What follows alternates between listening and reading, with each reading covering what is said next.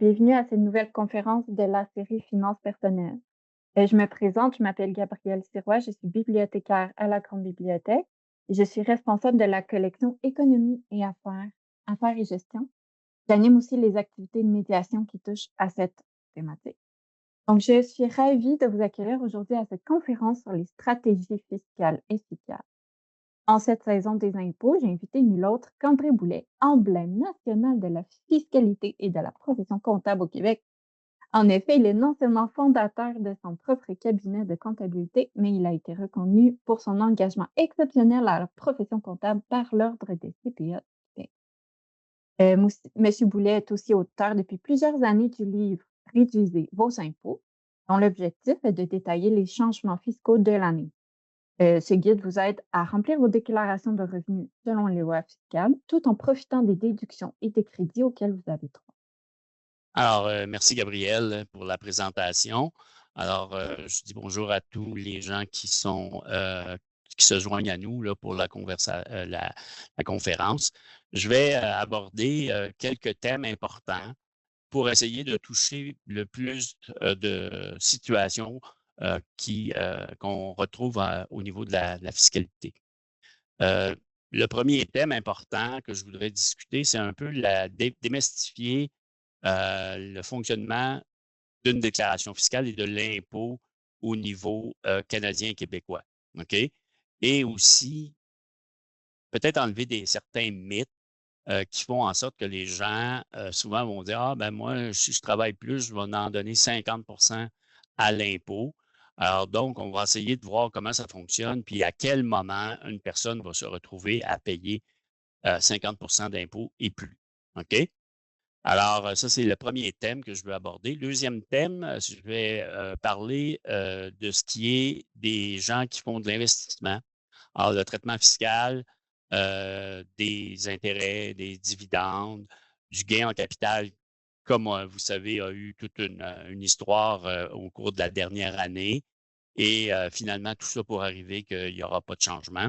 Alors, donc, on va parler de ça. Puis, dans certains cas, vous allez voir au niveau de l'investissement, il est possible cette année que le délai pour produire votre déclaration fiscale soit reporté, non pas au 30 avril, mais au 2 juin, OK? À cause de tous les éléments là, qu'on a vécu, surtout à l'automne, là, sur l'ambiguïté de l'augmentation du gain en capital, OK? Et on va aussi regarder certains éléments là, que les gens souvent, lorsqu'ils font des investissements, ont besoin de documents pour préparer leur déclaration fiscale. Et comme l'électronique ou l'informatique est rendue quand même assez présente dans les déclarations fiscales, alors on va voir où aller chercher dans certains cas qui peuvent causer des problèmes après la période d'impôt d'un revenu qu'on a oublié de déclarer. OK? Troisième thème que j'aimerais aborder, c'est les personnes, en fait, les aînés. Alors, les gens qui ont, bon, 60 ans ou 65 ans ou 71 ans, donc les périodes stratégiques lorsqu'on est âgé ou plus âgé ou près de la retraite, quelles sont les décisions qu'on doit prendre ou penser et quand il faut les faire. OK? Et peut-être certains petits trucs là, que vous pourriez utiliser là, ou en discuter avec vos conseillers là, en ce qui concerne le gain, pas le gain, mais les rentes. OK? Et si on a encore un peu de temps, ben, on regardera aussi certains crédits d'impôt qui sont des fois omis et que les gens annuellement vont laisser sur la table des sommes d'argent qu'ils auraient pu bénéficier. OK? Entre autres, tous les frais médicaux qu'on peut avoir et jusqu'où vont les frais médicaux. Parce qu'en pratique, quand on parle de ça, souvent les gens vont nous répondre: Ah, moi, je ne prends pas de médicaments, je n'ai pas de frais médicaux. Mais en questionnant et en sachant quels frais médicaux qu'on peut déduire, bon, on peut se retrouver à avoir droit à des réductions d'impôts et même dans certains cas, des remboursements euh, dépendamment du revenu que vous gagnez. Alors, abordons le premier thème qui est le fonctionnement et l'imposition au niveau du Canada et du Québec. Premier élément à regarder, c'est qu'on est la seule province au Québec où on doit faire 2 déclarations fiscales, OK, distinctes. Dans les autres provinces canadiennes, il y a une déclaration qui est produite et la perception des impôts se fait par le fédéral via un ou 2 ou 3 annexes dans la province de résidence. OK? Donc, techniquement, il y a seulement une déclaration. Au Québec, on a 2 déclarations fiscales. Majoritairement, les règles sont similaires au fédéral, mais on peut, au Québec, avoir d'autres dispositions qui vont faire en sorte ou complexifier la préparation de vos déclarations fiscales. On vient de voir dans le dernier budget qu'au Québec, je vous dirais, à travers le Canada, on est la province qui alloue une multitude de crédits pour plein de situations qui existent.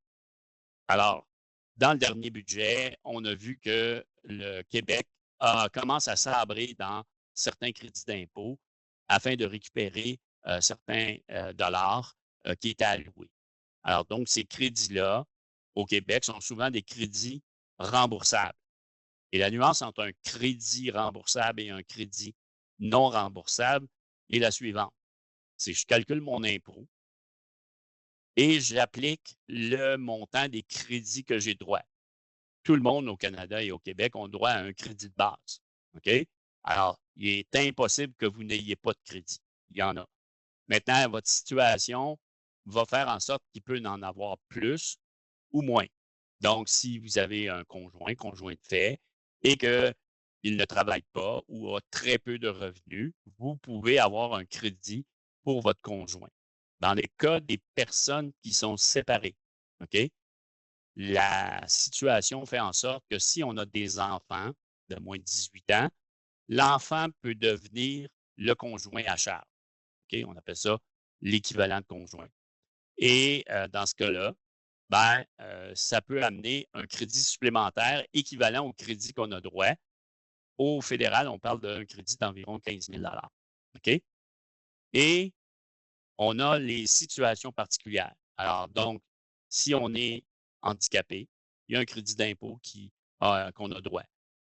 Pour les cotisations sur votre paye que vous payez, vous allez avoir un crédit d'impôt qui va se calculer.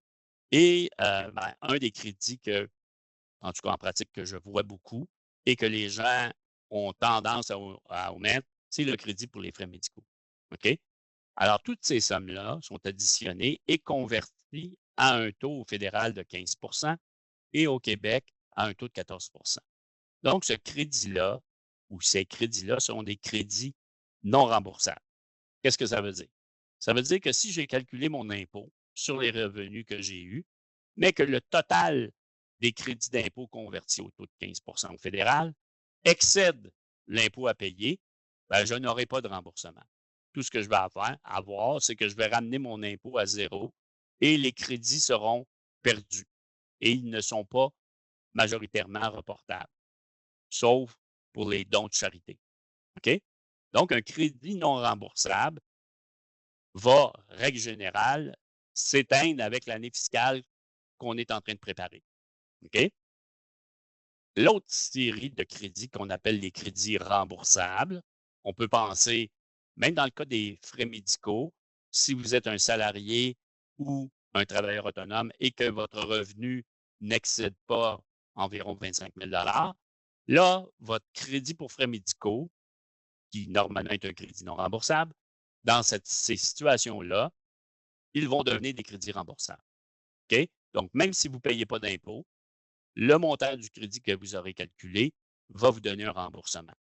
OK? Il y a un autre crédit important au Québec, c'est le crédit de maintien à domicile pour les personnes âgées, qui permet, lorsque vous avez des dépenses de maintien à domicile, même si vous ne payez pas d'impôt ou que le crédit excède l'impôt que vous aviez à payer, dans cette situation-là, vous allez vous retrouver avec un remboursement. OK? Alors donc, la distinction entre les deux est importante. Et on va appeler ça les crédits d'impôt remboursables et les crédits d'impôt non remboursables. Alors, lorsque vous entendez les changements au niveau de la loi autant au fédéral qu'au Québec, de l'impôt. Lorsque on annonce que ça va être un crédit, ben, on va dire c'est un crédit remboursable ou non remboursable. OK? Donc, ça, c'est le premier élément qui est important de comprendre. Un élément aussi important à comprendre, c'est qu'au Canada ainsi qu'au Québec, nous sommes sur un principe d'autocotisation. Donc, c'est le contribuable qui a la responsabilité de déclarer ses revenus ou les dépenses ou les crédits qu'il a droit. OK? Alors donc, règle générale et de plus en plus, oui, c'est nous qui devons inclure les revenus, mais il y a de plus en plus de conformité qui va se faire. Exemple facile, vous travaillez, vous avez un salaire. À la fin de l'année, votre employeur va vous envoyer un T4. Mais en même temps, il va envoyer l'information aux autorités fiscales. Fait que si vous ne déclarez pas vos revenus, ben, ça va revenir quelques mois plus tard de dire ben, vous avez omis de déclarer tel revenu d'emploi. OK? Euh, vous avez des revenus de placement, des intérêts, des dividendes. Ben, vous allez recevoir de la personne qui gère vos placements où vous avez investi, va vous émettre un T5. Alors oui, c'est sous base d'autocotisation, mais il y a des obligations qu'une tierce partie va informer les autorités fiscales du revenu qu'elle a distribué à, à certaines personnes, à certains particuliers. Comment ils vont déceler ça? C'est par votre numéro d'assurance sociale. OK? Donc, si vous n'avez pas déclaré un revenu, ça va prendre peut-être un certain temps, mais les autorités fiscales font des croisements entre les revenus ou les feuillets qu'ils ont reçus et ce que vous avez déclaré basé sur votre numéro d'assurance sociale. Et s'ils s'aperçoivent que vous n'avez pas déclaré, ben, ils vont émettre ce qu'on appelle un projet de cotisation. Ils vont demander est-ce que c'est vrai que vous avez eu ce revenu-là et vous avez omis de le déclarer, ou bien et si c'est ça la situation, ben, ils vont émettre un nouvel avis de cotisation sur lequel des impôts supplémentaires vont être à payer. Et dans la majorité des cas, il va y avoir des intérêts pour l'impôt non payé. Si vous aviez des remboursements et que vous avez été remboursé, vous allez être obligé de retourner une partie de votre remboursement. Et dans certains cas, dans l'omission de déclarer un revenu, il peut y avoir une pénalité. Alors, si dans la loi de l'impôt, c'est marqué si on a sciemment, donc on était conscient que j'avais gagné un revenu, je devais le déclarer et je ne l'ai pas déclaré et les autorités fiscales s'en aperçoivent. La pénalité peut aller jusqu'à 50 de l'impôt supplémentaire que vous allez avoir à payer. Et dans certaines situations, ça peut monter à 100 de l'impôt qui s'est ajouté sur ce revenu-là. Par exemple, vous aviez un chalet, vous avez vendu le chalet, vous avez réalisé un gain en capital de 50 000 ben, vous vous dites, j'ai pas de feuillet nulle part, personne peut trouver ça. Ben, sachez qu'ils peuvent le trouver par le registre foncier. Ils vont voir qu'il y a eu un changement de propriété. Et là, ben, vous êtes personne, en fait, on dit nul n'est censé ignorer la loi. Ben, techniquement, ils vont vous cotiser et ils vont faire une présomption que vous avez omis volontairement de déclarer ce gain-là, ce qui vous amènera une pénalité qui peut être assez importante, en plus des intérêts que vous aurez à payer sur cette somme-là. Okay? Donc, système d'autocotisation, quand on se pose la question, j'ai eu tel revenu, ben, il faut se poser la question, est-ce qu'il est imposable ou pas? Par exemple, vous allez au Casino de Montréal, vous faites un gain, OK? Ben, techniquement, c'est un revenu, mais la loi de l'impôt a permis de ne pas avoir imposé les gains que vous avez faits. Gagner à l'Auto-Québec, ben, techniquement, c'est un gain qui n'est pas imposable. OK? Pourquoi? Parce qu'on dit que c'est pas volontaire, il appelle ça un gain fortuit. OK? C'est la chance qui a fait que vous avez eu un revenu. Ben, ces revenus-là ne sont pas imposables. OK? Il y a eu une cause célèbre dans les dernières années où une personne était un professionnel du jeu de poker et qui a gagné à Las Vegas le tournoi, puis il a reçu une bourse de 1 million de dollars. OK? Et finalement, le monsieur, il a décidé de ne pas déclarer ce revenu-là parce qu'il dit que c'est un gain fortuit et donc, je n'ai pas à déclarer cette source de revenus-là. Les autorités fiscales, eux, ben, ça avait été publicisé de façon importante, ont décidé que ce gain-là était revenu d'entreprise et ont imposé le 1 million de dollars à monsieur, euh, bon, le nom m'échappe, là. Et donc, le contribuable a décidé de contester la cotisation des autorités fiscales et finalement, les tribunaux lui ont donné raison.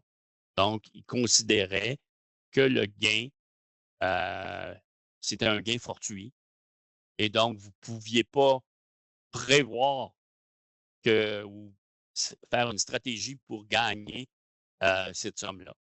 C'est un gain qui était, en fait, c'était une cause qui est quand même importante. Et évidemment, cette personne-là, ce qu'elle faisait de sa vie, c'était de jouer au poker et c'était les gains qu'elle faisait. OK? Alors là, vous voyez une source non contrôlée par les autorités. On ne reçoit pas de feuillet, mais les autorités, eux, peuvent dire: «Oh, j'ai vu que tu avais eu une certaine source, tu as omis de le déclarer. Donc, tu avais le déclaré et je t'impose des intérêts et pénalités parce que tu avais oublié de mettre cette somme-là». Donc, quand on parle du système d'autocotisation, c'est vrai, mais sachez que les autorités fiscales, avec le temps, se sont mis des balises pour s'assurer que tous les gens vont rapporter leurs revenus. Règle générale, c'est par des formulaires comme les T4, les T5, les T3. Donc, c'est par ces informations-là qui sont partagées à vous pour vous dire voici le gain que tu as fait sur tes placements avec nous. Maintenant, ces informations-là sont également, et c'est légal, les banques, les caisses, peu importe, ont l'obligation de fournir cette information-là au gouvernement. OK? Alors donc, l'imposition ou le système canadien au niveau fiscal fonctionne de cette façon-là. Et pour les particuliers, on a un taux progressif. Alors, plus on gagne de sous, plus on paye de l'impôt. OK? Mais il faut faire attention. Souvent, j'entends des gens qui me posent des questions. Bon, ben là, ça vaut-tu la peine de faire des heures supplémentaires? OK? Parce que je vais en envoyer 50 à l'impôt. OK? Ben, il faut faire une analyse, à savoir, est-ce que c'est vraiment 50 que je paie? Peut-être à la source, vous allez payer 50 mais il faut comprendre qu'au moment de la déclaration fiscale, il est fort possible que si vous avez payé trop d'impôts, ben, vous allez le recouvrir par la suite, ce qui va baisser votre taux d'imposition. OK? Il faut comprendre qu'en 2024, il fallait que vous ayez un revenu imposable d'environ 246 000 pour atteindre le taux de 53,3 OK? Et là, il y a un élément qui est important de comprendre. Ça, moi j'appelle ça l'impôt pur que vous avez à payer. Mais il y a tous les avantages sociaux que les gouvernements donnent à certains contribuables. Allocation familiale, prestations fiscales pour enfants, crédit de solidarité, crédit de TPS, TVQ. OK? Ce sont les frais médicaux, par exemple. Vous en perdez un certain montant, dépendamment du revenu net que vous avez eu. OK? Fait que ça, moi, j'appelle ça un peu les avantages sociaux que vous pouvez recevoir. Et ça peut jouer des tours au niveau du taux d'imposition. Et malheureusement, ce n'est pas nécessairement les gens qui sont les plus fortunés qui seront touchés par ces avantages sociaux-là qui pourraient être perdus à cause de votre revenu. Règle générale, c'est souvent les gens de la classe moyenne. OK? Et on va parler de gens qui gagnent entre 40 000 et 80 000 environ. OK? Alors, eux, souvent, ils vont avoir de l'impôt supplémentaire à payer, mais ils vont perdre des avantages sociaux parce que leur revenu, soit familial ou individuel, fait en sorte qu'ils perdent l'avantage de recevoir, par exemple, le crédit Solidarité au Québec. OK? Alors donc ça augmente votre taux d'imposition parce que vous avez perdu un avantage fiscal que vous aviez à avoir. Et on a vu dans certains cas limites que ça pourrait aller jusqu'à 75 le dollar supplémentaire que vous gagnez à cause de ces pertes d'avantages sociaux-là. OK? Alors donc, il y a le taux relié à l'impôt, mais il y a aussi les avantages sociaux que l'on doit débourser ou recevoir, dépendamment de notre source de revenus. Il y a un élément important aussi au niveau des avantages sociaux, c'est le régime de rente du Québec.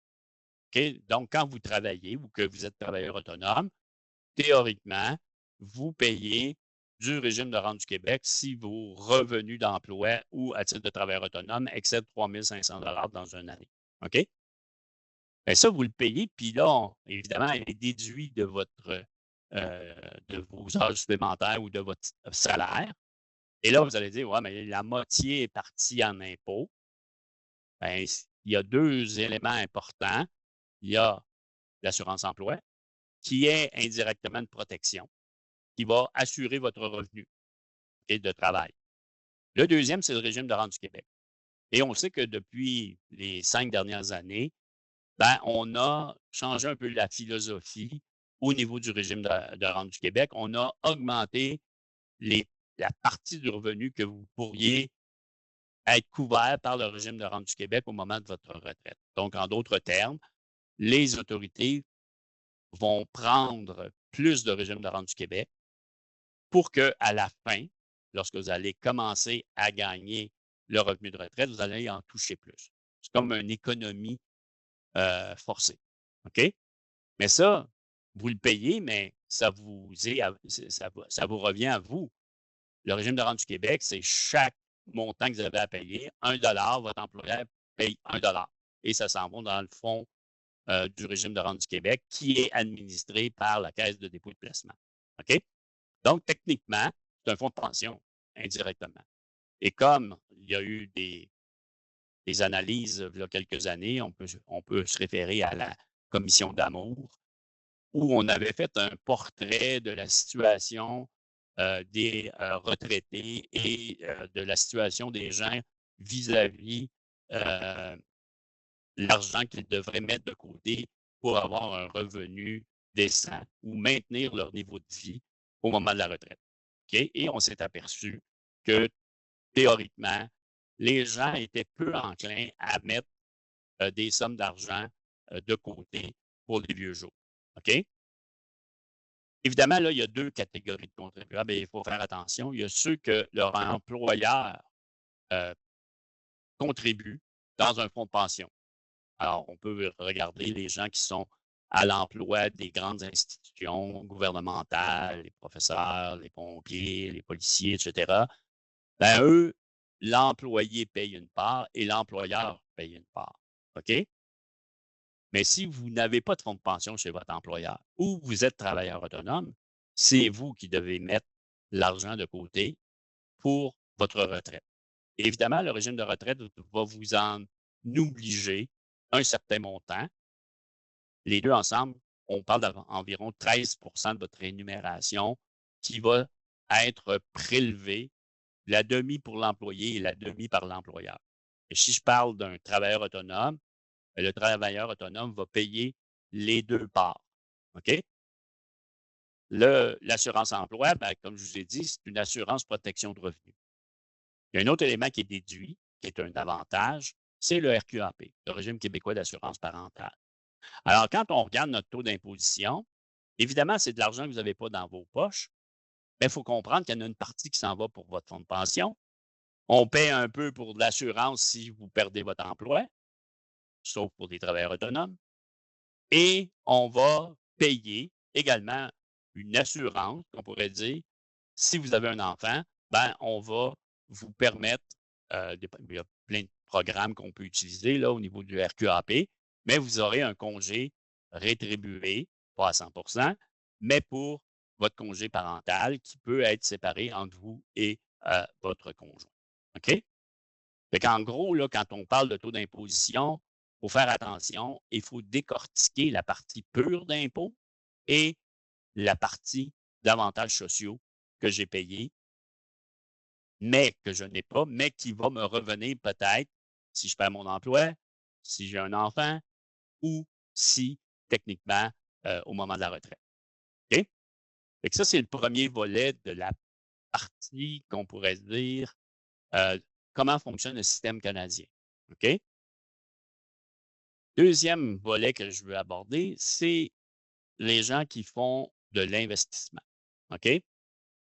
Je vais commencer par la problématique qu'on a vécue l'an dernier, en 2024, puis que finalement, on l'a su que le gain en capital reviendrait à 50 le 31 janvier 2025.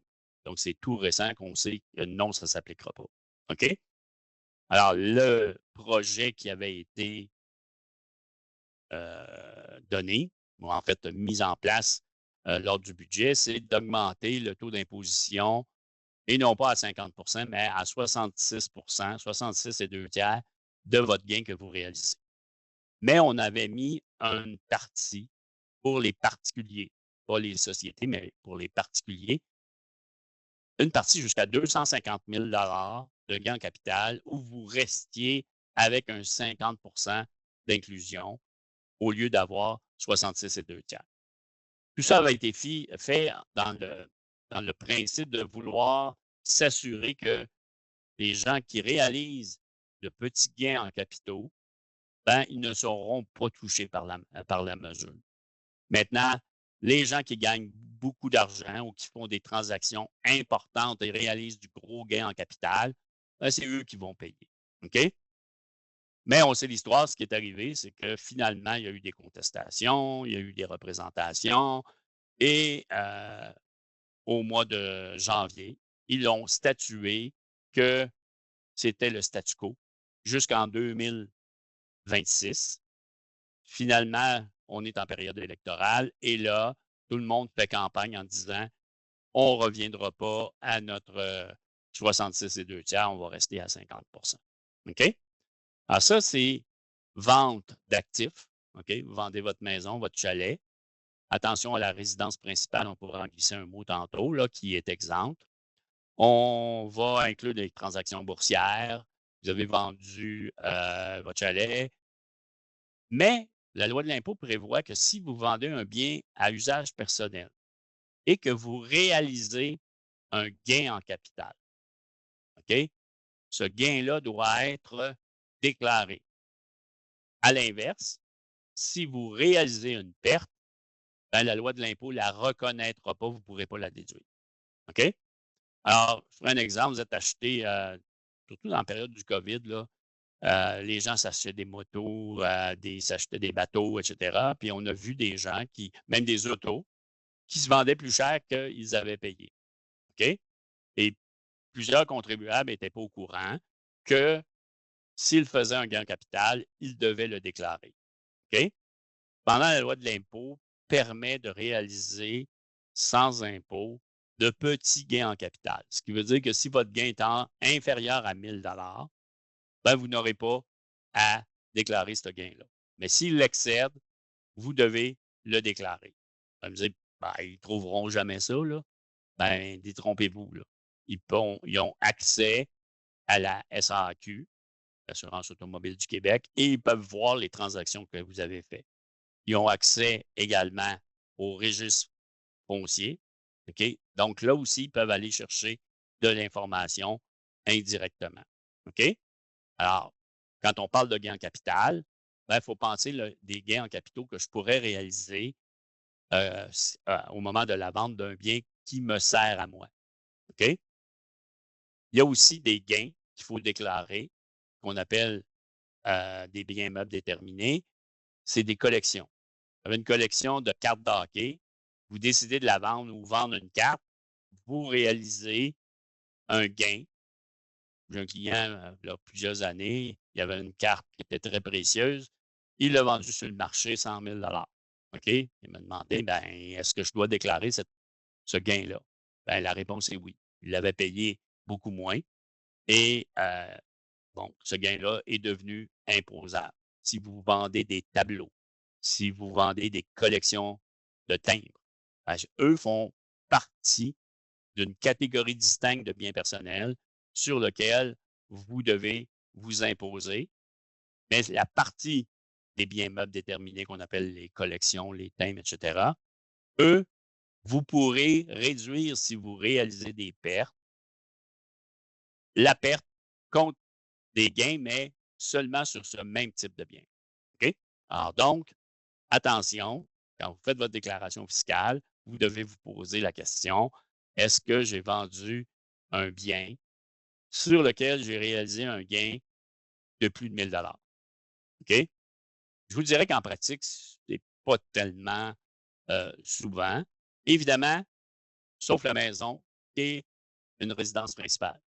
OK? Et là, c'est important de bien comprendre que je peux avoir 2 immeubles et les 2 se qualifient à titre de résidence principale. Je n'ai pas besoin de vivre dans une résidence à tous les jours pour qu'elle soit considérée comme une résidence principale. OK? Autre élément important, dans la loi de l'impôt, on ne distingue pas seulement les biens qui sont des résidences au Canada.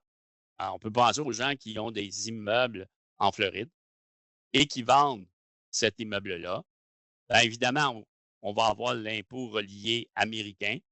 Je n'aborderai pas les règles, mais on devra également déclarer le gain au Canada. OK? Mais si mon condo, c'est moi qui l'utilisais, mes enfants, je ne le loue pas, je n'ai aucune source de revenus, même si j'y vais 2 mois par année ou 1 mois par année, on va considérer que c'est une résidence principale.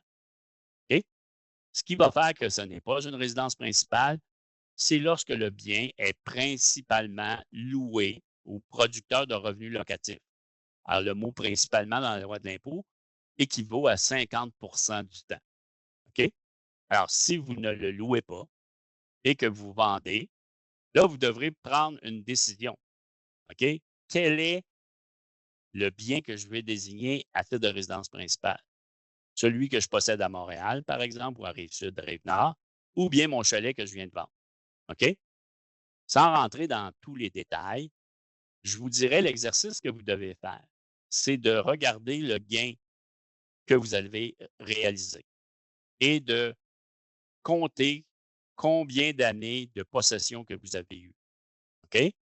Alors, votre gain divisé par le nombre d'années de possession va vous donner un gain annuel que vous avez réalisé. Il y a des gens qui pensent qu'il faut qu'ils trouvent la valeur du bien euh, au moment où ils le vendent. En fait, mettons qu'il y a eu un changement d'usage, là, ben, c'est pas la valeur. En fait, le gain en capital sur une résidence principale, c'est le prix que vous avez vendu divisé moins ce que vous avez payé. OK? Et ça va être comme uniforme sur chacune des années. Alors, on n'a pas besoin de dire, ouais, mais en 2022, il y a eu une augmentation importante du gain en capital. C'est pas comme ça qu'on doit le faire. OK? Il faut le faire sur l'année de possession globale. Et là, on fait le même exercice pour l'autre bien qui est ma résidence principale, par exemple mon chalet ou mon condo en Floride. OK? Et celui qui a le gain annuel le plus élevé, c'est lui que je vais désigner à titre de résidence principale. OK? Parce que chaque année a une valeur plus importante pour un versus l'autre. Et là, comme il y a un bien par unité familiale, donc je ne peux pas avoir 2 résidences principales comme couple, OK? Bien, techniquement, si j'ai un chalet et une maison, même si un est à un et l'autre est à l'autre, techniquement, j'ai une exemption pour gain capital pour cette famille-là, OK? Qu'on appelle dans la loi de l'impôt l'unité familiale. Alors, il va falloir que je fasse un choix sur quel que je prends. Et comme je vous dis, bien, ce choix-là, l'exercice qu'il faut faire, c'est combien, au moment où je veux vendre, combien par année les 2 m'ont rapporté et celle qui est le plus élevé devra faire l'objet du choix. OK? Parce que n'oubliez pas que le bien que vous vendez celui qui vous reste, ben lui va redevenir votre résidence principale par la suite et va être exempté pour les années à venir. OK? Fait que ça, c'est un élément important à considérer. Il y a des gens aussi qui utilisent leur maison comme bureau à domicile. OK? Et là, ils se posent la question, ouais, mais qu'est-ce que je fais? Qu'est-ce qui arrive si j'ai utilisé mon bien pour gagner mon revenu de travailleur autonome ou maintenant les salariés? Est-ce que je perds pour cette portion-là la partie de l'exemption pour résidence principale? La réponse est non, mais avec une nuance. Évidemment, si vous avez utilisé votre maison pour votre travailleur autonome, votre revenu de travailleur autonome ou salarié, ben, techniquement, la règle, c'est 50 et plus.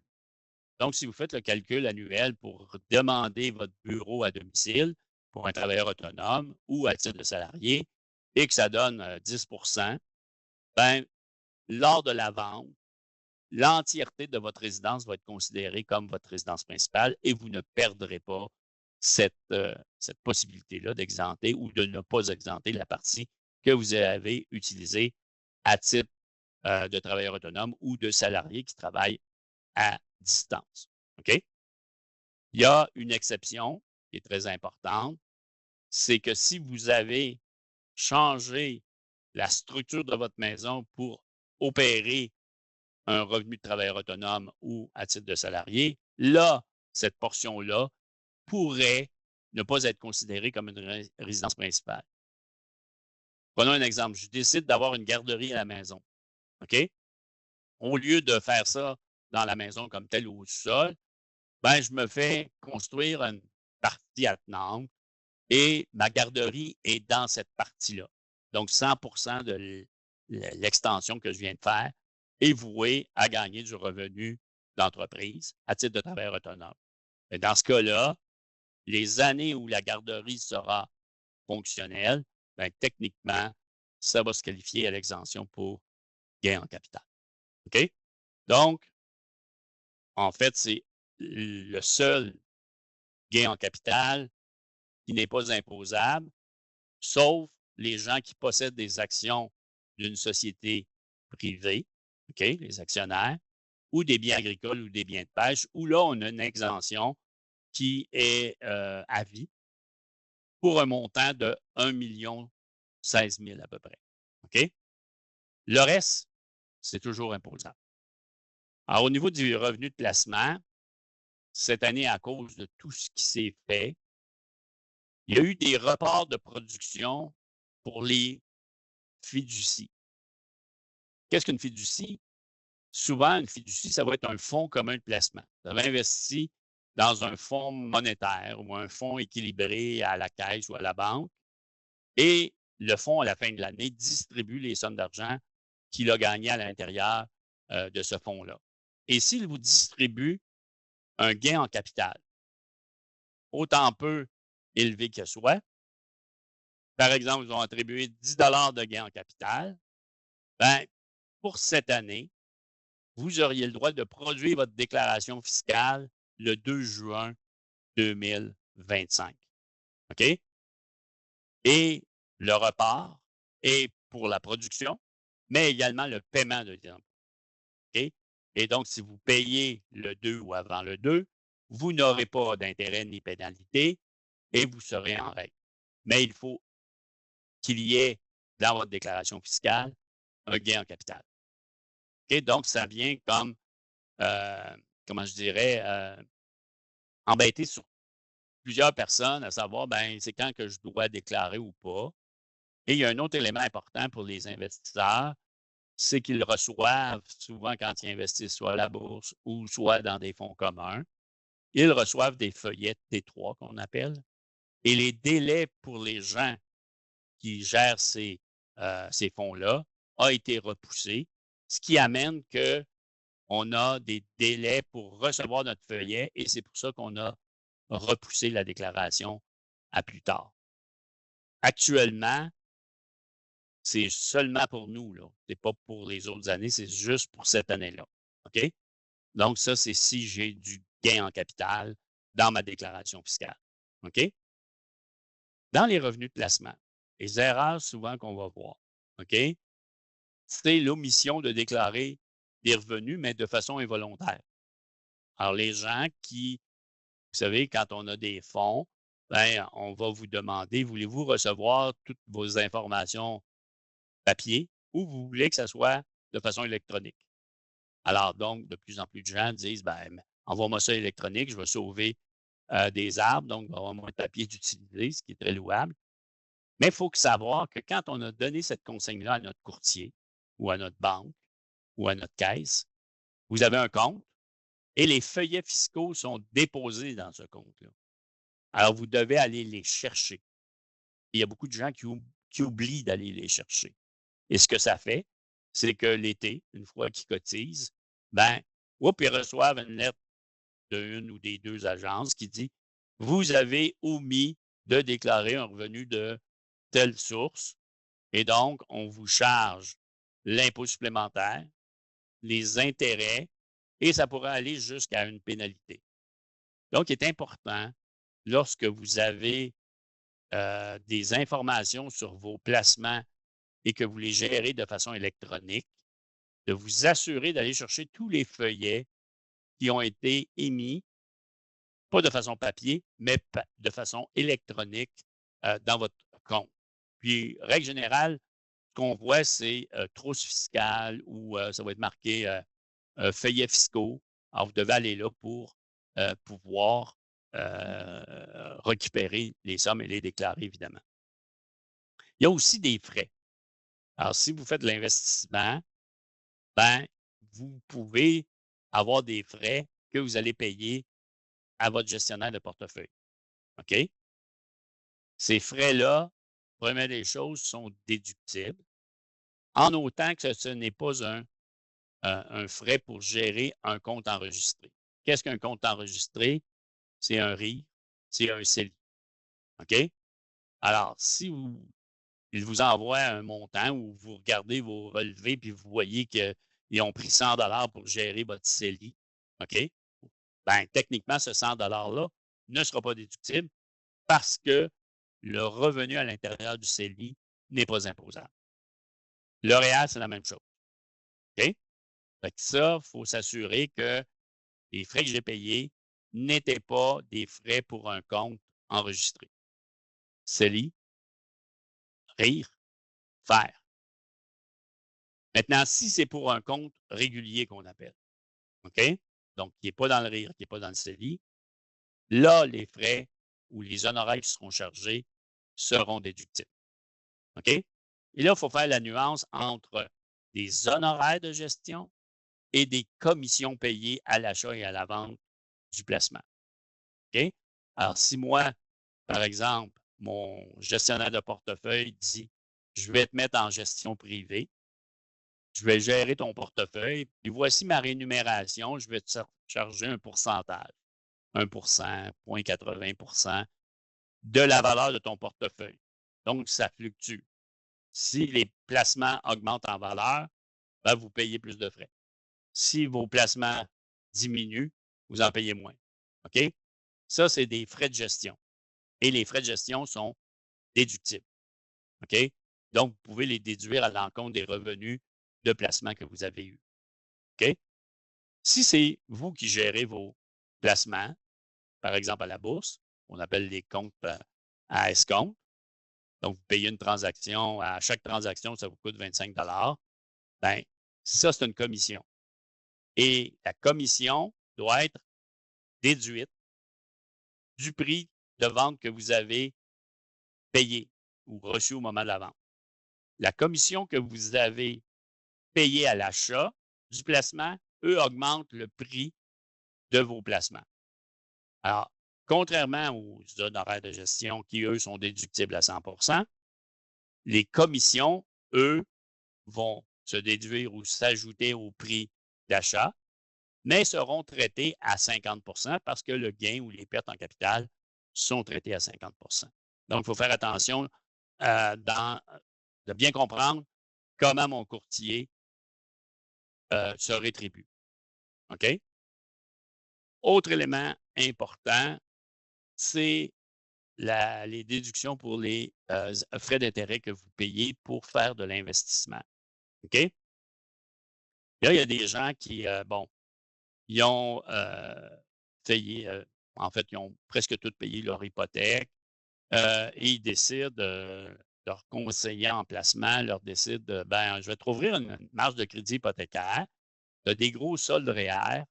Fait qu'on va emprunter sur ta marge de crédit hypothécaire, on va combler tes REER, tu vas recevoir un remboursement d'impôt important qui viendra en grande partie réduire le prêt que tu avais fait. OK? Évidemment, quand vous allez embarquer sa marge de crédit, la banque va prendre des intérêts qu'il va vous charger. Ben, ces intérêts-là, comme c'était pour mettre dans un régime enregistré, ne seront pas déductibles. OK? Le principe pour la déductibilité des intérêts, il faut regarder ce que j'ai fait avec l'argent que j'ai été emprunté. Autre erreur qu'on voit, j'ai un immeuble locatif. Bon, j'ai payé mon hypothèque, elle a pris de la valeur. Je veux me construire un chalet. OK? Alors, je vais à la banque et je dis, je vais emprunter un montant sur mon immeuble locatif parce que mes loyers vont servir à payer mon prêt. Et je vais prendre cet argent-là pour construire mon immeuble locatif, mon chalet. Encore là, ces intérêts-là ne seront pas déductibles. Alors, il est important parce que souvent, ce qu'on voit en pratique, c'est que les gens vont recevoir un montant global dans l'année des intérêts qu'ils ont payés sur l'hypothèque. Mais ils ne seront peut-être pas tous déductibles. Donc, il faut faire un certain ratio pour dire au moment où j'ai réemprunté pour construire le chalet, quelle était mon hypothèque à ce moment-là et comment j'ai reçu de nouveaux prêts pour avoir ma nouvelle hypothèque. Et donc, la partie des intérêts que j'avais avant pour l'immeuble locatif, ben, eux vont être déductibles et l'autre partie ne seront pas déductibles. OK? Alors donc, il faut faire attention au niveau des placements, de s'assurer que les intérêts, souvent les prêts leviers qu'on appelle, là, que c'est déductible, OK, au niveau des intérêts. Et ce qui peut rendre les montants non déductibles, c'est l'utilisation des fonds a été fait pour ma jouissance personnelle. OK? Et l'autre élément, c'est techniquement de bien séparer les dépenses déductibles d'intérêts et non déductibles. OK? Alors souvent, lorsqu'ils vont faire des vérifications, ben, ils vont voir qu'il y a eu une augmentation de votre hypothèque, ils vont questionner comment vous avez bâti, payé, ou l'argent vient de où pour votre chalet, et c'est là qu'ils peuvent s'apercevoir qu'il pourrait y avoir un élément important, OK, qui n'était pas déductible. Autre erreur qu'on voit souvent au niveau des investissements, c'est les gens qui ont un courtier, mais qui veulent eux aussi placer des sommes d'argent à la bourse. Donc, ils ont le compte à escompte qu'on appelle. OK? La loi de l'impôt a dit, pour calculer le coût de tes placements ou de tes actions que tu as achetées ou de ton fonds commun, tu dois prendre l'ensemble des coûts que tu as payés divisé par le nombre d'actions que tu possèdes. OK? Fait que prenons un exemple. J'ai mes deux comptes. OK? Là, je regarde mon courtier, il a acheté, je ne sais pas moi, du BCE. OK? Et il a payé 35 OK? Puis là, vous vous apercevez que l'action va bien, verse un dividende. Ah, c'est un bon placement. Dans mon compte de courtier à escompte, de courtage à escompte, j'achète les mêmes actions. OK? Mais à un prix de, mettons, il était rendu à 40.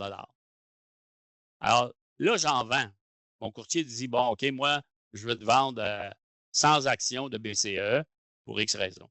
OK? Lui, dans ses livres, ce qu'il a, là, c'est le coût des actions de BCE qu'il possède dans votre compte. Et il ne sait peut-être pas que vous avez des BCE dans votre compte à escompte. OK? Donc, comment on calcule le coût de ces actions-là? Il faut prendre les deux montants que j'ai payés, OK? pour acquérir les actions et le diviser par le nombre d'actions. Et là, il va falloir que quand je vais faire ma déclaration fiscale, m'assurer que le gain en capital soit calculé avec le bon prix de base rajusté, donc le coût fiscal de vos actions. OK? Et de plus en plus, les maisons de courtage vont prendre le coût, vont vous faire un rapport entre le prix que vous avez payé et le prix que vous avez vendu, et voici le gain en capital que tu dois déclarer. OK? Attention, surtout les gens là, qui gèrent eux-mêmes un portefeuille, ben, on appelle ça les règles sur les biens semblables. Ben, si j'ai des actions d'une même société, OK, de la même catégorie, ordinaire, privilégié, série A, série B, ben, il faut que je prenne l'entièreté de mes coûts de tous les comptes que j'ai et que je le divise par le nombre d'actions que je possède pour déterminer quel est mon coût fiscal. Je ne peux pas arriver et dire, ben là, je viens de vendre telle action, mais celui-là faisait partie du premier lot que j'avais acheté. On ne peut pas faire ça. OK? C'est un coût moyen qu'on appelle. Alors ça, il y a des gens qui n'y pensent pas ou ne connaissent même pas la règle. Ils ne veulent pas volontairement en faire une erreur, mais ils vont en commettre une en faisant ça. OK? Alors, attention à cette petite règle des biens similaires ou semblables, identiques, lorsqu'on a plusieurs comptes, parce qu'on pourrait, mettre mon exemple, j'ai 2 courtiers, plus vous, ben, les autres courtiers ont acheté les mêmes actions que vous, ben, c'est un coût moyen qui va se calculer au moment de la disposition. OK? Autre élément important pour les gens qui font de l'investissement, leur courtier, puis même si vous faites du courtage à escompte, vous serez peut-être tenu de faire une déclaration des biens que je possède à l'étranger. OK? Alors, j'ai des biens.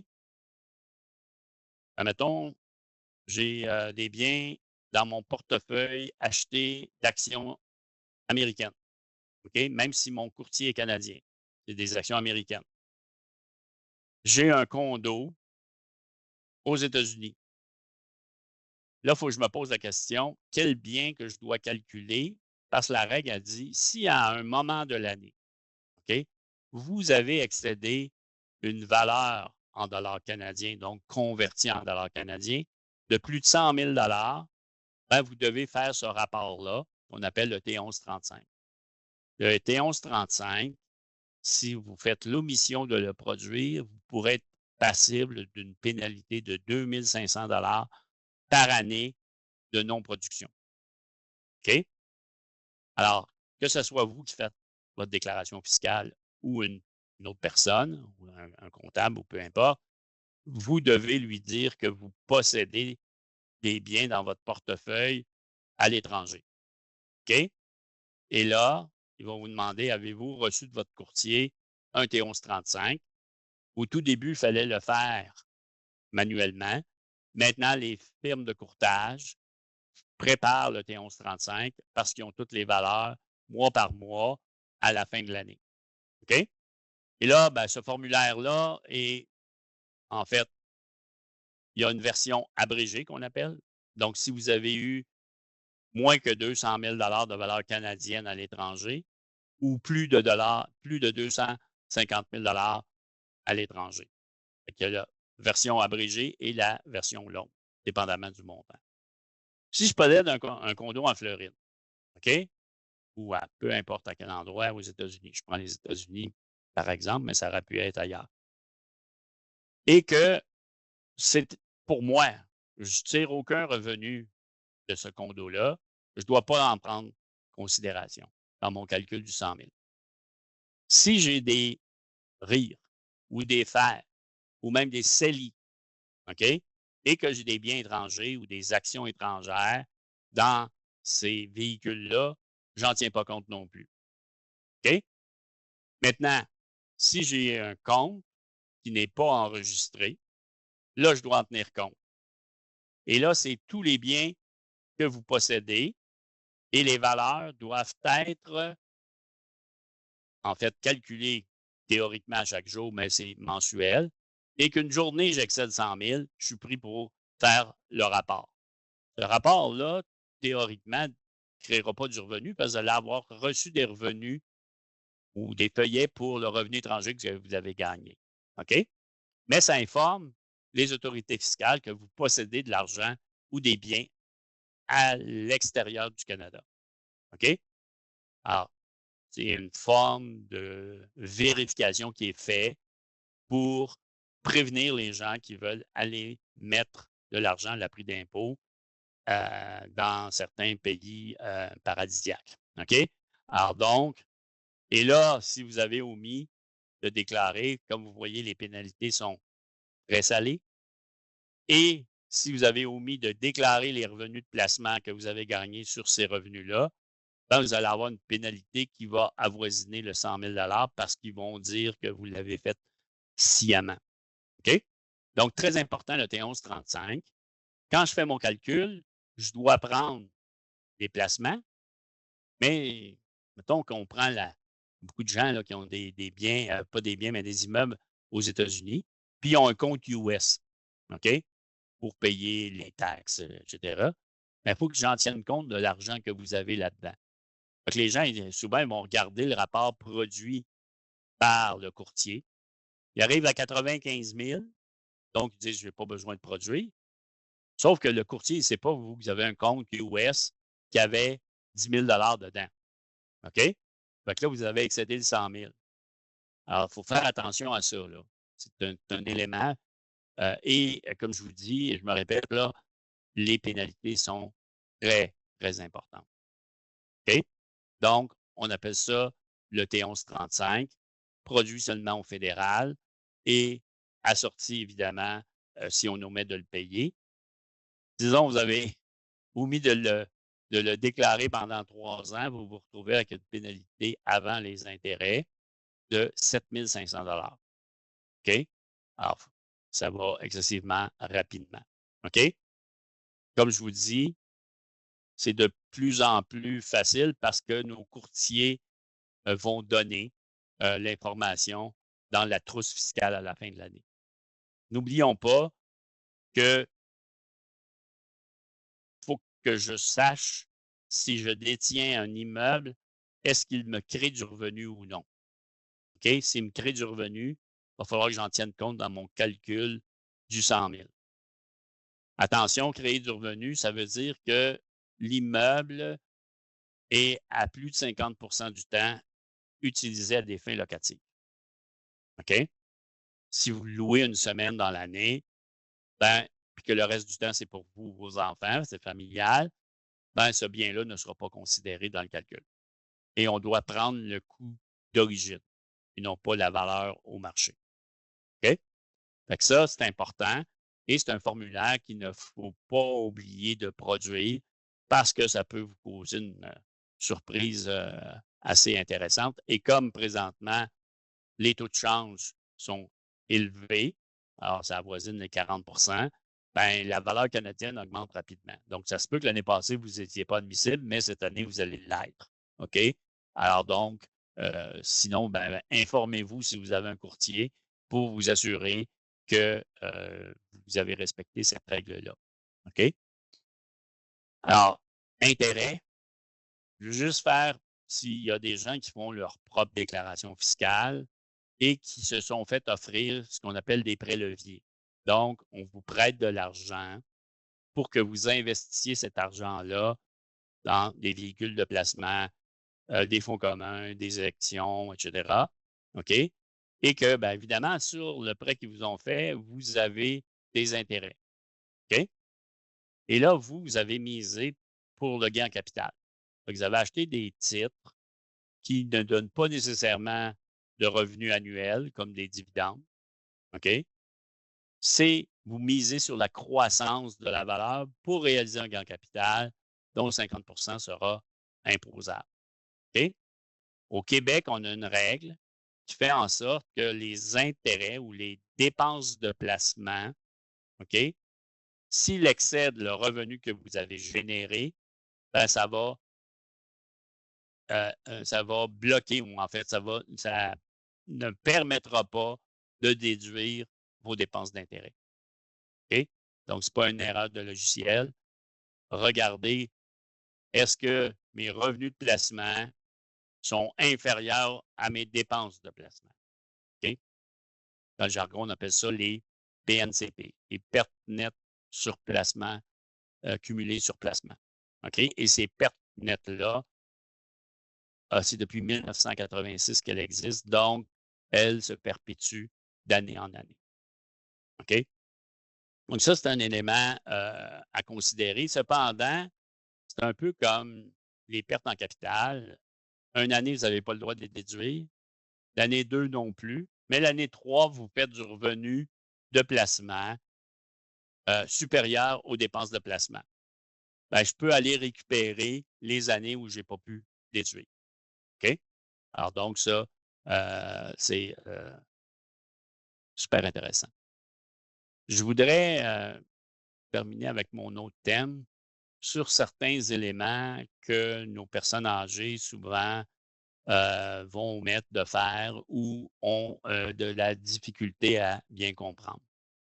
Une belle mesure qui a été mise à l'époque, c'est le fractionnement de revenus de pension. OK? Et là, il faut comprendre que le fractionnement de revenus de pension fait en sorte que vous pouvez fractionner jusqu'à 50 le montant de la pension que vous avez reçue, OK, avec votre conjoint. Ce fractionnement de revenus de pension-là s'applique cependant sur certains types de pensions. Et l'exclusion première, c'est la pension de sécurité de vieillesse du fédéral, ainsi que le régime de rente du Québec. Ces deux pensions-là ne sont pas fractionnables, OK, selon le principe du fractionnement de revenus de pension. Les autres, donc, si vous avez un RIR, OK, et que vous commencez à l'encaisser à partir de 65 ans, mais de façon régulière. Donc, votre REER, ce n'est pas des retraits que vous décidez de faire au cours de l'année de façon ponctuelle. Il faut que, pour que la rente se qualifie, le revenu de pension, il faut qu'elle soit convertie en un paiement régulier. OK?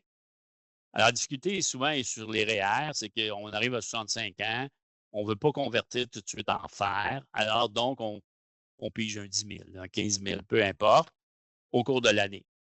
Mais ça ne serait pas fractionnable parce que c'est des ponctions, comment je dirais, sporadiques que vous allez faire. Il faudrait acheter une rente à même vos REER.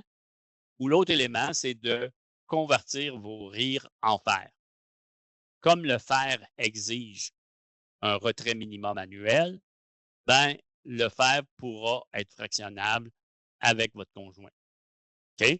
Donc, ça, c'est un élément très intéressant. J'ai vu des gens qui ont eu des économies allant jusqu'à 10 000 d'impôts avec le fractionnement de revenus de pension. OK? Alors, quels sont les avantages? Première des choses, vous n'avez pas à donner à votre conjoint cette somme d'argent-là.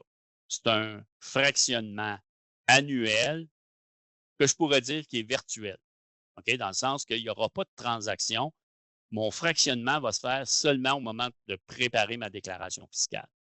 Donc, je n'ai pas besoin de dire je fractionne, mettons, 15 000 d'une rente avec mon conjoint ou ma conjointe. Il faut que je lui donne l'argent. La réponse est non, vous n'avez pas besoin d'y donner l'argent.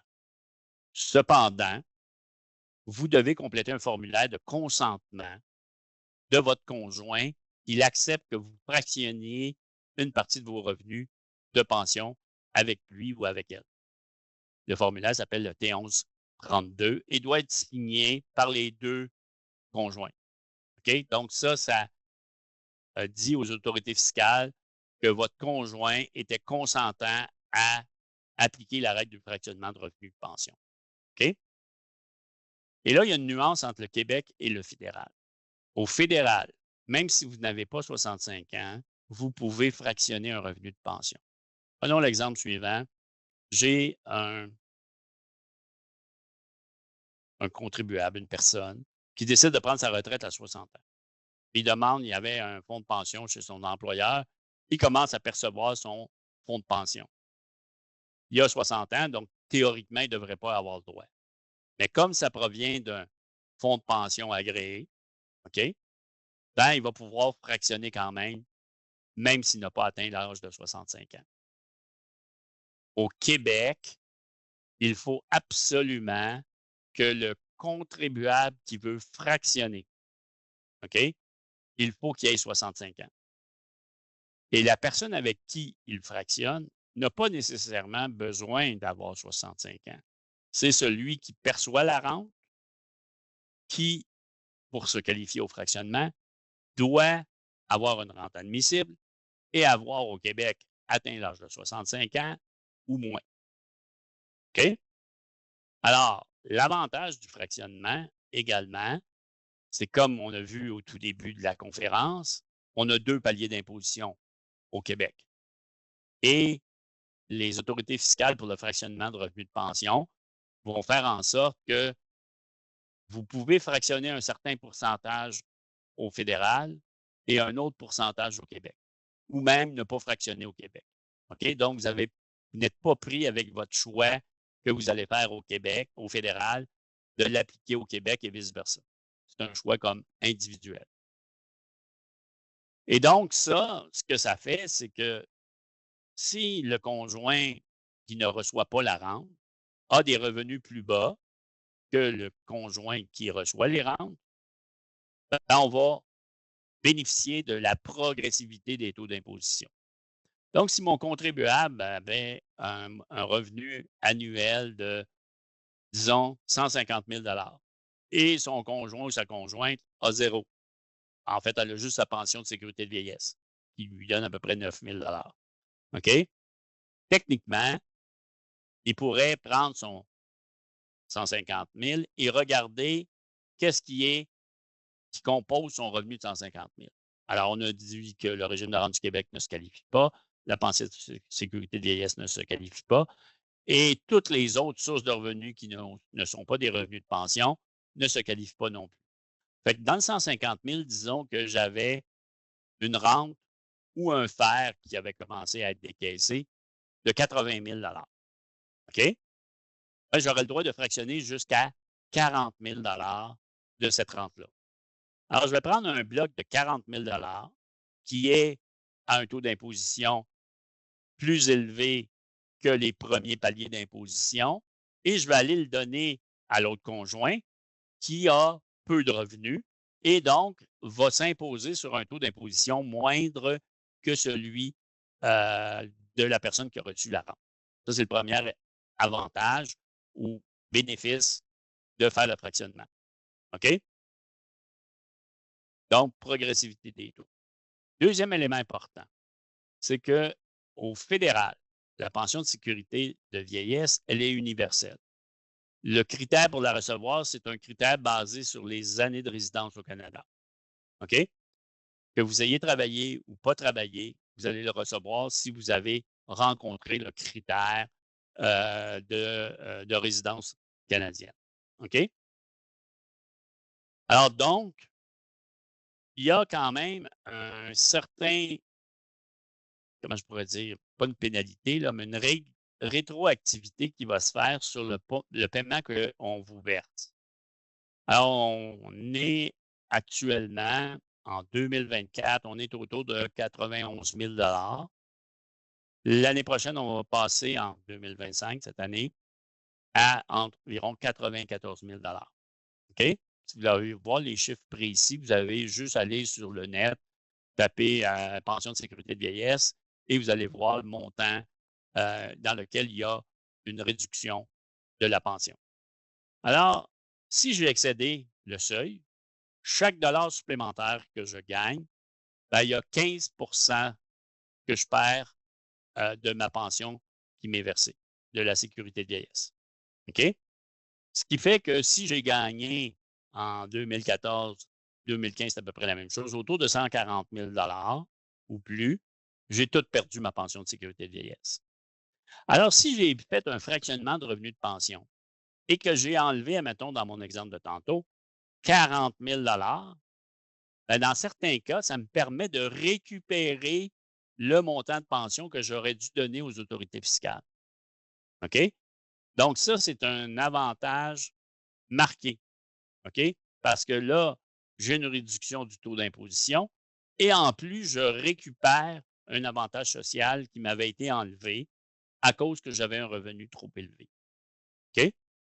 Alors, le fractionnement de revenu de pension, il est important de bien le connaître et de l'appliquer parce que s'il y a des économies fiscales très importantes qu'on peut réaliser. Et s'il y a un décès dans l'année et que vous n'avez pas de nouveau conjoint par la suite, dans l'année du décès, il est possible quand même de faire le fractionnement de revenus de pension. OK? Fait que c'est une mesure pour les aînés qui est très intéressante, facile d'application. La seule chose, c'est qu'il faut comprendre qu'il y en a un qui va peut-être payer plus d'impôts ou perdre des remboursements parce que je lui ai donné des revenus et l'autre va en gagner. OK? Règle générale, si vous faites affaire soit avec un cabinet de comptable, il va être capable de vous montrer à quel endroit il y a eu des économies ou des pertes. Et on est capable, lorsque les conjoints ont des portefeuilles distincts, de leur dire, ben voici, si on n'avait pas fractionné, tu aurais eu tel remboursement, mais là, tu payes. Et vice-versa, si on n'avait pas fractionné, tu aurais payé plus d'impôts. Et souvent, les gens vont se séparer cette somme-là ou compenser l'autre conjoint. Mais familialement parlant, ils vont avoir des gains, dans certains cas, très importants. OK? Alors ça, c'est pour une mesure qui existe au niveau du fractionnement de revenus de pension. Pour les aînés aussi, les aînés qui ont un peu moins de revenus, OK? Il y a une deuxième rente qui existe au niveau de la pension de sécurité de vieillesse au fédéral, ce qu'on appelle le supplément de revenu garanti. OK? Alors, si vous êtes seul et que votre revenu annuel n'excède pas 25 000 ben, plus vous avez un revenu bas, plus le supplément de revenu garanti va être élevé. C'est une somme qui n'est pas imposable, OK? Mais qu'on va considérer dans le calcul de certains crédits, comme le crédit TPS, crédit solidarité. OK? Alors ça, ben, cette somme-là, il y a beaucoup de gens ou de personnes âgées qui oubliaient de faire cette demande-là. Et voilà à peu près 4 ans, 5 ans, les autorités fiscales ont mis en place un système, si vous faites votre déclaration fiscale, évidemment, et que vous seriez admissible, ils vont vous le donner. OK? Pour permettre aux gens moins fortunés, qui souvent ne peuvent pas se payer des conseils fiscaux, OK? Mais ils omettaient de demander cette pension-là qu'on appelle le supplément de revenu garanti. OK? Ce qu'il faut savoir, c'est qu'à chaque dollar que vous gagnez, jusqu'à atteindre à peu près 25 000, 27 000 pour quelqu'un qui est célibataire, le couple, on tourne autour de 45 000 chaque dollar gagné va réduire de 50 le montant du supplément de revenu garanti. Je veux dire, vous avez un taux d'imposition de 50 OK? Fait que prenons la situation d'une personne qui aurait un peu de revenus de placement et a décidé de placer son argent dans un véhicule quelconque de placement et reçoit des revenus d'intérêt, du gain en capital ou des dividendes. Ce revenu-là, techniquement, s'il en a gagné, mettons, 700 dans l'année, il vient de perdre 350 de supplément de revenu garanti. Alors là, l'important, c'est de dire, ben, souvent les gens vont dire, j'ai pas assez d'argent pour ouvrir un CELI. OK? Mais là, ça, c'est faux. L'idée, c'est de dire, prenez vos placements et mettez-les dans le CELI, ce qui va faire en sorte que le montant de 700 de revenus de placement va se gagner dans le CELI à l'abri de l'impôt, mais en plus, vous allez récupérer du supplément de revenu garanti. OK? C'est de l'argent dans vos poches annuellement. Et là, on ne parle pas de millions de dollars. Là. On parle de gens peu fortunés, mais le fait d'avoir un peu d'argent, par exemple, ils ont vendu leur maison, ils ont juste leur pension fédérale, provinciale et des revenus de placement parce qu'ils ont placé l'argent de la vente de la maison, mais ils n'ont pas mis dans des CELI. OK? Alors, on sait qu'aujourd'hui, si j'avais 18 ans en 2009, vous avez le droit à 102 000 dans le CELI. OK? Et ça augmente actuellement à une valeur de 7 000 par année. On entend dans les élections qui veulent augmenter ce seuil-là, à suivre. Mais techniquement, ben, un couple pourrait avoir le droit de placer jusqu'à 208 000 sur lequel les rendements qu'ils feraient seraient à l'abri de l'impôt et leur permettraient peut-être d'aller chercher du supplément de revenu garanti supérieur ou même d'acquérir le statut de supplément de revenu garanti. OK? Fait que ça, petite chose facile. Et sachez qu'il y a des gens qui me demandent des fois, ben, c'est quoi le taux de rendement dans un CELI, pour un CELI? C'est pas le CELI qui donne le rendement, c'est ce que vous allez mettre dans le CELI, hein, faut bien comprendre. Le CELI, lui, c'est comme la coquille qui permet de mettre des fonds qui vont rapporter des revenus. Mais ce que vous mettez dans la coquille, c'est vous qui allez décider du genre de placement que vous allez faire. Il y a pas de On ne vend pas des CELI avec un taux de rendement. On vend un placement qui est dans une coquille qu'on appelle le CELI, un peu comme le REER. OK? Donc, c'est le choix des placements que vous allez faire dans le CELI qui va être important. Important aussi de mettre, si vous avez un portefeuille, de mettre tout ce qui coûte le plus cher aux fins fiscales dans le CELI. Alors, on sait que les intérêts, ben, il y a 100 des revenus d'intérêt qui sont imposables. Donc, on va mettre les placements qui rapportent des intérêts dans le CELI et on va garder les rendements qui rapportent du dividende ou du gain en capital hors CELI, OK, quand on a excédé nos seuils qu'on avait droit. OK? C'est des petits trucs qui ne coûtent pas tellement cher et qui permet d'un coût annuel, là, je pense que c'est peut-être 50 pour ouvrir un CELI, entre 50 et 100 mais qui peut vous rapporter en économie fiscale, mais aussi en gain social. OK? Je vois le temps qui file. Je termine avec le gain les frais médicaux.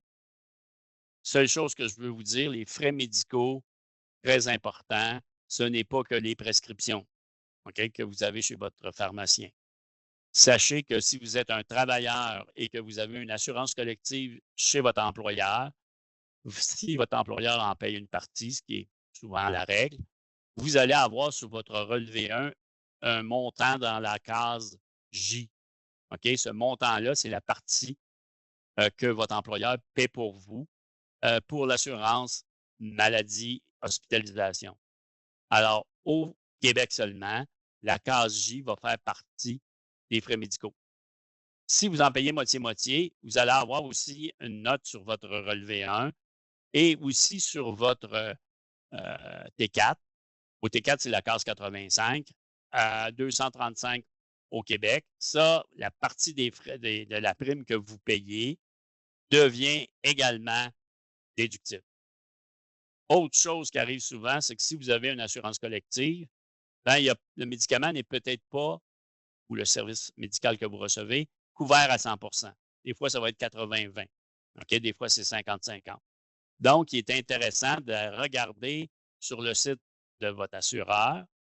Vous avez un compte et vous pouvez sortir un rapport annuel qui va vous dire combien vous avez réclamé, combien ils ont payé et la différence sera des frais médicaux que vous pourriez payer. OK? Attention, ceux qui n'en ont pas, ben, toutes les prescriptions, les dentistes que vous payez, les lunettes seront déductibles. Attention au Québec pour les lunettes, monture, maximum que je peux déduire, c'est 200 OK? Il y a également tout ce qui est chirurgie esthétique, et non pas médicale, mais esthétique, ce n'est pas admissible, autant au fédéral qu'au provincial. OK? Alors, pas oublier tous les frais. Idéalement, une chose facile, parce que je les ai perdus, etc. Vous appelez chez votre dentiste si vous y allez tout le temps au même endroit ou si vous avez deux endroits. Vous lui demandez un rapport annuel pour vous et les membres de la famille. Ça va prendre l'instant de vous envoyer un courriel environ et vous allez avoir le total. Idem pour la pharmacie, idem pour les optométristes. Alors ça, c'est important. Personnes âgées, si vous avez besoin de vous acheter un déambulateur, techniquement, c'est déductible. Donc, c'est autour de 3 500 à 4 000. C'est un frais médical, autant fédéral que provincial, qui est admissible. Les gens qui voyagent et qui payent une assurance voyage hospitalisation, comme par exemple, partez pour la Floride et vous devez vous couvrir, la prime que vous payez est considérée comme un frais médical. OK? Alors, il y a beaucoup de choses qui entrent dans le calcul des frais médicaux qui sont admissibles. Vous pouvez aller sur les sites de l'ARC ou de l'ARQ et vous avez juste dans l'engin de recherche du site marqué frais médicaux et vous allez avoir des publications très détaillées qui vont vous donner tous les frais médicaux ou même des appareils que vous aurez le droit de déduire. Et ça, ben, tout le monde en a. Souvent, les gens, ils vont dire, j'en ai pas, mais ils payent une prime. Alors donc, le frais de prime qu'ils doivent payer est un frais médical à la base. OK? Dernier point, au niveau des frais médicaux, si vous êtes en couple, vous pouvez choisir dans le couple laquelle personne qui va réclamer les frais médicaux pour la famille. Et habituellement, on va choisir celle qui a le revenu le plus bas parce que la loi de l'impôt ne permet pas de déduire le premier 3 de revenus nets que vous gagnez à titre de frais médicaux. Cependant, ce calcul de 3 là est plafonné annuellement. Alors, on est autour de 2 000, 3 000 là. Si votre revenu net excède cette somme-là, ben, vous allez pouvoir quand même déduire des frais médicaux, même si vous avez excédé le seuil. Alors, c'est des petits trucs qui sont faciles. Souvent, ce sont des choses qu'on paie déjà au niveau des frais médicaux. Si on a fait des dons également, ben, c'est des choses que les gens omettent de réclamer et c'est quelques centaines de dollars annuels que vous risquez de perdre. OK? Alors, le fait aussi de calculer des avantages sociaux ou des déductions sur le revenu, lorsqu'on prend un REER, par exemple, ben, ça peut augmenter le montant des prestations fiscales si vous avez des enfants, si les allocations familiales également au Québec. Donc, il y a plusieurs éléments qui peuvent être affectés par la prise d'une déduction qui est le REER. Alors, ça fait un tour rapide des éléments à regarder si vous faites vous-même votre déclaration ou vous la faites faire par quelqu'un, ben, assurez-vous qu'il vous pose ces questions-là et qu'il ait l'information correctement pour maximiser les économies fiscales que vous avez droit. Alors, je vous remercie de votre attention. Merci beaucoup, Monsieur Boulet, pour cette présentation. Ça a probablement démêlé beaucoup de choses pour ceux qui veulent se familiariser avec les différentes stratégies fiscales de cette année. Merci encore, Monsieur Boulet.